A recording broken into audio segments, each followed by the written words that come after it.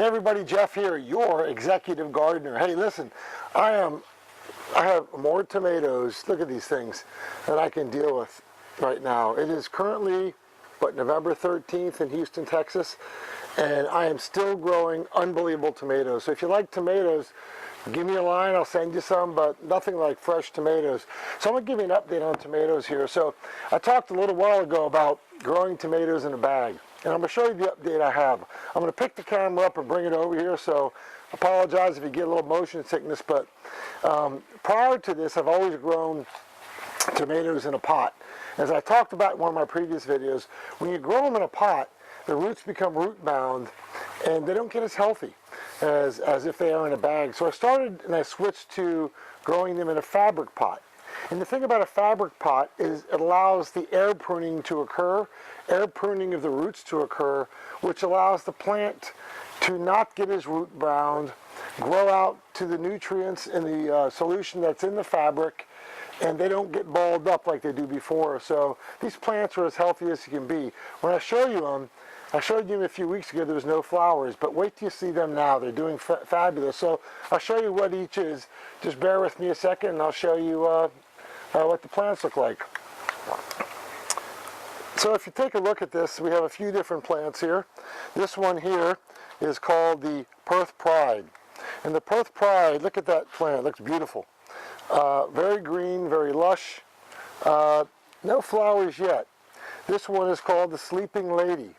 The Sleeping Lady, look how thick the stem is, very healthy. As you can see there are some flowers that are starting to, and buds that are starting to come out, and those will soon be tomatoes. This one is called the Tazmanian Chocolate. Nothing like a chocolate tomato. You'll see very green, very lush, healthy stem here. No sign of disease, and there's some flowering buds that are starting to come out right now. The last one is called the Iditarod Red, like the Iditarod race for dogs up in Alaska. So you'll see plenty of yellow flowers here starting to bloom, starting to do a great job. These are going to be absolutely incredible to eat here soon, but look at how plush and green these things are. I mean, mud on, look at this. Unbelievable. So I'm going to put the camera back real quick and bear with us a second. So what I wanted to show you was two other things too. So I showed you an update on the world's smallest micro tomato plant.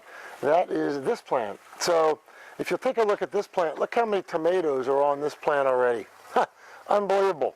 It's only about 5 inches high, but you'll see tomatoes kind of everywhere. Now, interestingly enough, this was a good experiment. It will show you the difference between the size of the pot that you put the plant in. So this one is in a short pot. This one is in a longer pot. You can see the difference, okay?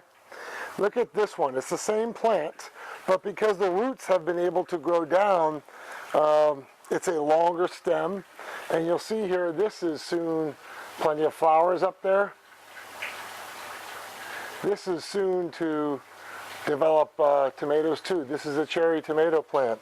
So we have just tons of tomatoes going on here in Texas, still in November. Last night it got down to about 39 degrees, but when it does that, I get them into my greenhouse real quick so we don't lose any plants. But the frost is upon us, but if we're careful about it, we'll probably get another 200-300 tomatoes before the end of the year. So again, this is your Executive Gardener Update. Hope you enjoyed it. Please subscribe to my channel, forward it to others. We try to keep things very simple in layperson terms here, so people that are busy executives or busy raising kids can get out and enjoy the benefit of growing your own food. Have a great day.